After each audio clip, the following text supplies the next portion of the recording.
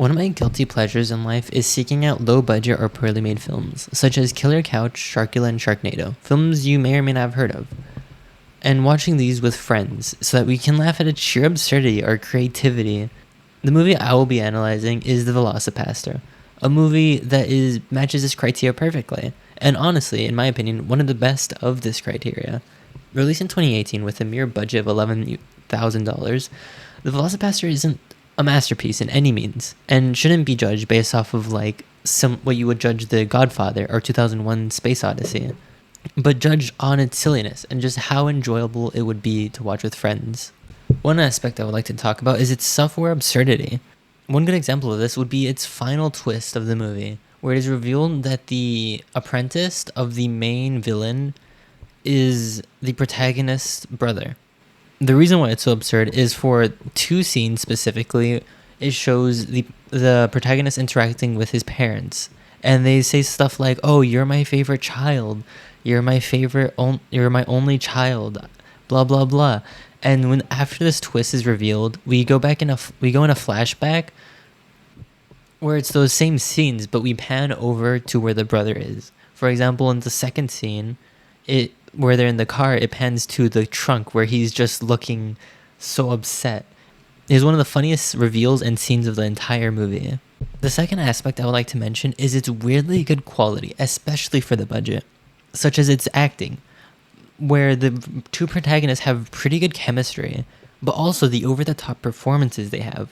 And a good example of this, which combines both meta humor, which I love, and just weirdly good acting, is the first scene, where the parents die in a car explosion, but of course the budget's not there, so it pans to the main character screaming his heart out, and an SFX car explosion, it really prepares you for what the movie is about to be.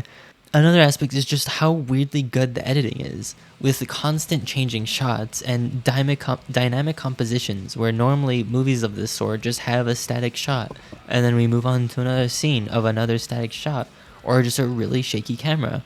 And lastly is just the choice of music, which was pretty much the director's random punk rock playlist, but it was implemented really well.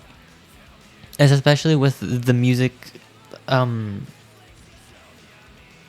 the frick is it called? Music scene, music. Especially with the music scenes, where they implement the changing of scenes along with the music quite well. Of course, no movie is without its faults, and this movie has honestly one glaring one, which is the random sex scene that happens halfway through the movie. It ruins the pacing and just makes things really awkward for if you're watching with friends. And honestly, it could do without it, and it's an entire 2 minutes of just it. Yeah. And also the dialogue is somewhat basic, especially for a humorous movie, but it's more of a nitpick in my opinion, and still kind of subject to opinion.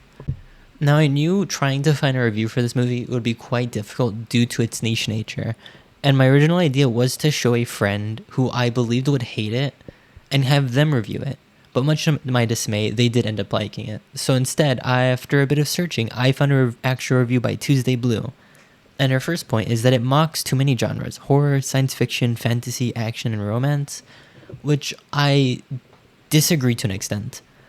Horror, I don't believe there's any science fiction element, at least not too much to an insane degree, or like that I've noticed. Meanwhile, horror and action kind of go hand in hand. Her second point was trimming the film down to 15 to 25 minutes. And it does drag around the middle, especially around the sex scene part. And there's also another unnecessary scene where they go in Vietnam, which might not matter too much. But I think cutting it down to 15 to 25 minutes is way too much, especially since the beginning, which I think is quite cut down already, is already like 10-ish minutes of the movie. And especially considering her third point, which is to add more context about the lizard warriors.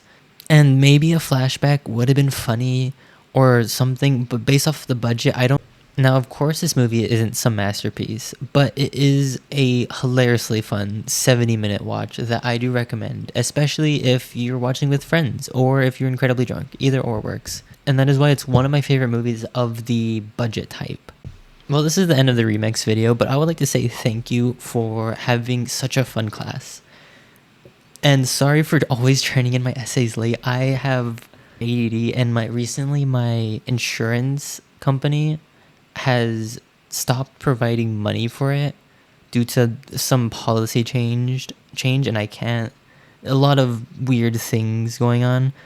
So I've been really struggling to be able to work, and I've just been downing so much caffeine to get things done, which is probably not best for my health. But anyways, I hope you have good future classes. Adios.